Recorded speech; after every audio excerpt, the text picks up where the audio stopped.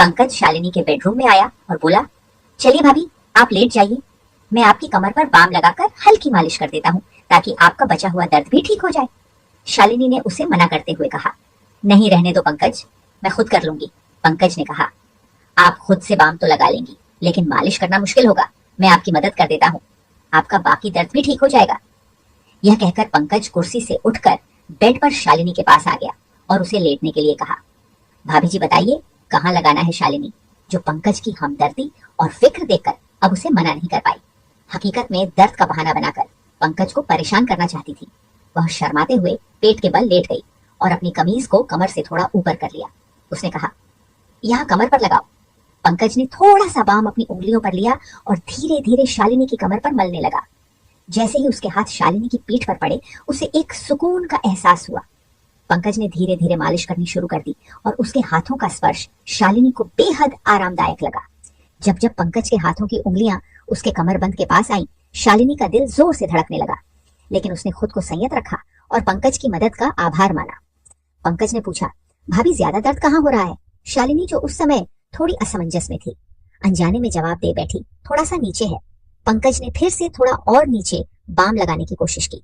भले ही वह मालिश सिर्फ औपचारिकता थी, लेकिन शालिनी को पंकज के हाथों का स्पर्श बेहद सुकून दे रहा था। भाभी जी, अगर आप सलवार को थोड़ा नीचे कर दें तो बाम अच्छे से लग सकेगा, पंकज ने कहा। इस पर शालिनी थोड़ी हिचकिचाई, लेकिन फिर भी उसने अपनी सलवार को थोड़ा सा नीचे सरका दिया। नाड़े के बंधन के कारण सलवार पूरी तरह से नीचे नहीं हो सकी, लेकिन कुछ हद तक सरक गई। पंकज ने फिर कहा, भाभी जी, आपकी त्वचा कितनी साफ है, बहुत ही गोरी है। पंकज की इस बात पर शालिनी के गाल शर्म से लाल हो गए, लेकिन वह उल्टी लेटी हुई थी, इसलिए पंकज इसे देख नहीं सका। उसे यकीन था कि पंकज उसकी देखभाल में जुटा हुआ था और उसकी बातों में कहीं ना कहीं इज्जत भी झलक रही थी। पंकज ने थोड़ी देर और मालिश की और जब शालिनी ने कहा कि अब ठीक है, तो वह चुपचाप उठकर ऊपर चला गया। शालिनी को आज एक अलग ही सुकून महसूस हो रहा था। सालों बाद किसी ने उसे इस तरह से ध्यान दिया था, जिसमें हमदर्दी और एक अनकहा स्नेह छिपा हुआ था। पंकज के बारे में सोचते हुए शालिनी कब नींद में खो गई, उसे पता ही नहीं चला। अगली सुबह जब वह जागी तो उसने खुद को तरोताजा और शांत महसूस किया। नहाने के बाद शालिनी ने बहुत सलीके से तैयार होकर हरी रंग का सफेद कढ़ाई वाला जोड़ा पहना और ऊंची हील के काली सैंडल भी पहने। हल्का सा मेकअप करने के बाद वह किचन में नाश्ता तैयार करने लगी। नाश्ता बनाते समय वह बार बार किचन के दरवाजे पर आकर सीढ़ियों की ओर देख रही थी। पंकज के काम पर जाने का समय हो गया था। जैसे ही वह नाश्ता तैयार करके बाहर आई, पंकज सीढ़ियों से नीचे उतर रहा था। आज तो आप बहुत सुंदर लग रही हैं भाभी जी, लगता है कल की मालिश का असर हुआ, पंकज ने मुस्कुराते हुए कहा। उसकी नजरें शालिनी के लिबास और फिर उसके हाई हील वाले सैंडलों पर थी।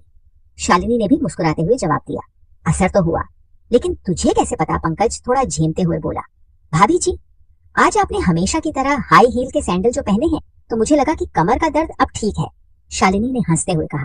बिल्कुल सही पहचाना तूने, अब डाइनिंग टेबल पर बैठ, मैं नाश्ता लेकर आती हूँ। फिर दोनों साथ में नाश्ता करने लगे। इसी बीच पंकज ने शालिनी से पूछा, भाभी जी, आप कभी कभी साड़ी नहीं पहनती क्या? शालिनी ने जवाब दिया, पहनती हूँ, लेकिन बहुत कम, साल में एक आध बार, अगर कोई खास मौका हो तो। क्यों? पंकज ने कहा, नहीं, बस इसलिए कि मैंने आपको कभी साड़ी में नहीं देखा, मेरा ख्याल है आप पर साड़ी भी खूब जमेगी। फिर पंकज जाते समय बोला, भाभी जी, रात का खाना मैं बाहर से ही ले आऊंगा, आप बनाना नहीं, शालिनी ने मुस्कुराते हुए कहा। ठीक है तो, पंकज ने फिर कहा, अगर किसी और चीज की जरूरत हो तो बता दीजिए, मैं आते समय लेता आऊंगा।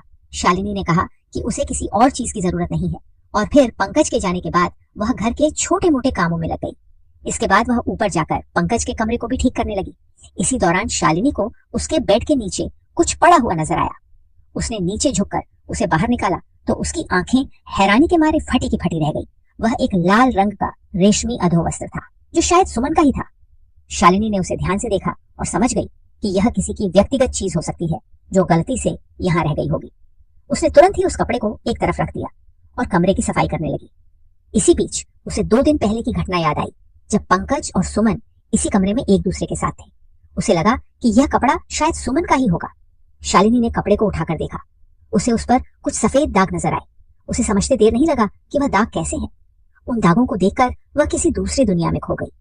तभी अचानक बाहर मुख्य दरवाजे पर दस्तक हुई तो उसने उस कपड़े को वापस बेड के नीचे रख दिया और बाहर आकर दरवाजे की ओर देखा। उसने देखा कि पड़ोस में रहने वाली कविता खड़ी थी। अरे कविता भाभी, आप अभी आती हो? शालिनी ने कहा। उसने जल्दी से पंकज का कमरा बंद किया और नीचे आकर दरवाजा खोला। कविता जो पड़ोस में रहती थी, अपनी उम्र के 35वें दशक में थी और घर में ही ब्यूटी पार्लर चलाती थी। कविता अक्सर दोपहर में शालिनी के घर आ जाती थी या उसे अपने यहाँ बुला लेती थी और दोनों इधर उधर की बातें किया करती थी। उस दिन भी शालिनी और कविता ने गली मोहल्ले की ढेरों बातें की।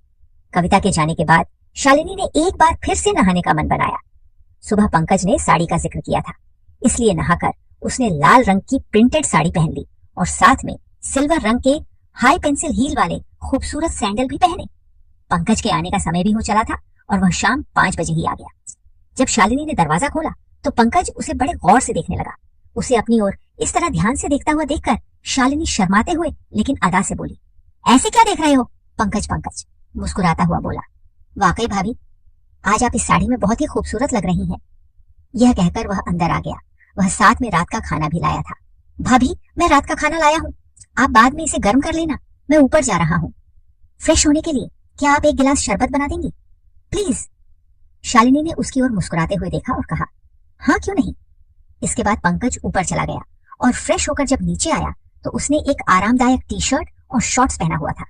शालिनी ने शरबत बनाया और उसे अपने बेडरूम में ले आई क्योंकि वहां कूलर लगा हुआ था। पंकज रूम में आकर बेड के सामने कुर्सी पर बैठ गया और शालिनी भी बेड पर टांगे नीचे लटकाकर बैठ गई। दोनों ने इधर उधर की बातें की। इस दौरान पंकज ने शालिनी से पूछा, भाभी, अब आपकी कमर का दर्द कैसा है? शालिनी मुस्कुराते हुए बोली, अरे अब तो मैं बिल्कुल ठीक हूँ, कल तूने इतनी अच्छी मालिश जो की थी। पंकज ने अपना शरबत का गिलास साइड टेबल पर रखते हुए कहा, भाभी आप आराम से लेट जाइए, मैं एक बार और बाम से आपकी मालिश कर देता हूँ ताकि आपकी तबीयत और भी अच्छी हो जाए। शालिनी ने मना करते हुए कहा, नहीं पंकज, मैं अब बिल्कुल ठीक हूँ। लेकिन पंकज ने इसरार करते हुए कहा, भाभी आप मेरे लिए हमेशा इतना करती है, क्या मैं आपके लिए इतना भी नहीं कर सकता? चलिए लेट जाइए। शालिनी उसकी बात को टाल न सकी और खाली गिलास टेबल पर रखते हुए बोली, अच्छा बाबा, तू मानता नहीं लेटती हूँ, पहले सैंडल तो उतार दूं।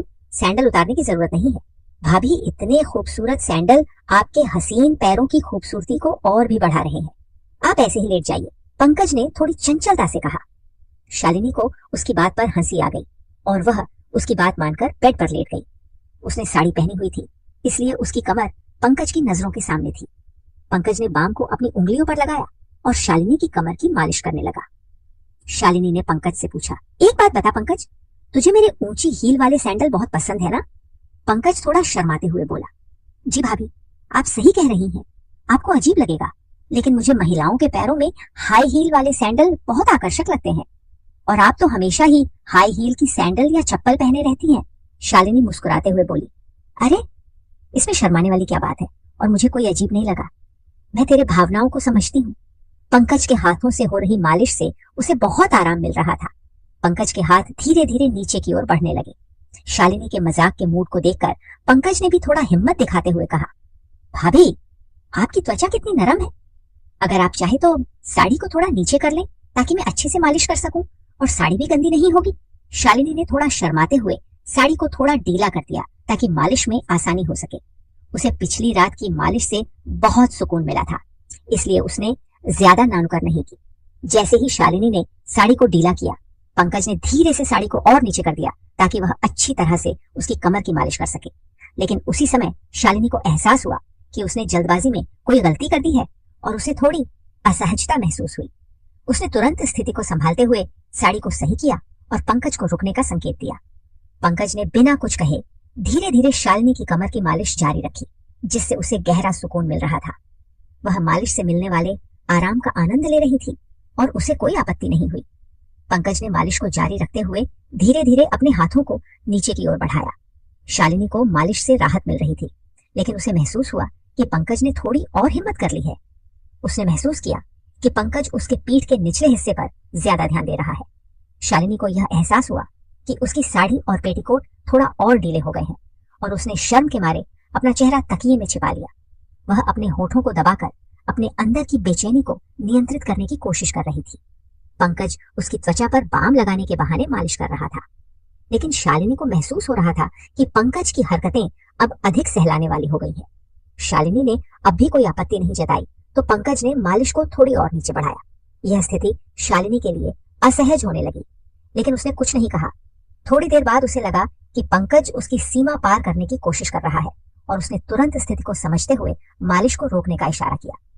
थोड़ी देर बाद जब पंकज ने गलती से शालिनी के पीठ के निचले हिस्से को छुआ तो शालिनी अचानक से चौंक गई। उसे ऐसा महसूस हुआ जैसे उसके शरीर में एक अजीब सी हलचल हो गई हो। उसने तुरंत पंकज का हाथ पकड़कर दूर कर दिया और घबराहट में बोली, अरे ये क्या कर रहे हो पंकज? शालिनी तुरंत पंकज से दूर हटकर बैठ गई। वह पूरी तरह से हैरान और घबराई हुई थी और पंकज भी इस स्थिति में खुद को असहज महसूस करने लगा। शालिनी को उसकी हरकतें ठीक नहीं लगी और वह घबराहट में बेड से उठकर खड़ी हो गई। जैसे ही वह खड़ी हुई, उसकी साड़ी और पेटीकोट ढीले होने के कारण नीचे गिर गए, जिससे वह एकदम असहज हो गई। शालिनी ने तुरंत स्थिति को संभालने की कोशिश की और तेजी से नीचे की ओर झुककर अपनी साड़ी और पेटीकोट को उठाने लगी। उसे समझ नहीं आ रहा था कि इस स्थिति में क्या करें, क्योंकि उसकी शर्मिंदगी और घबराहट चरम पर थी। उसने खुद को शांत करने की कोशिश की, लेकिन पंकज ने उसके घबराने पर ध्यान दिया और उसे संभालने के लिए बेड पर बैठने में मदद की। शालिनी ने पंकज से कहा, मुझे माफ करना, लेकिन अब यह सब सही नहीं लग रहा, हमें अब रुकना चाहिए। पंकज ने उसकी बात अनसुनी कर दी और वह रुका नहीं। बस फिर क्या था। शाम के समय शालिनी और उसका नौकर पंकज एक ऐसी स्थिति में आ गए जहां दोनों के बीच एक अनचाही नजदीकी उत्पन्न हो गई। शालिनी की सांसें तेज हो गई और उसका शरीर कांपने लगा। उसके मन में एक अजीब सी हलचल थी जिससे वह खुद को संभाल नहीं पा रही थी।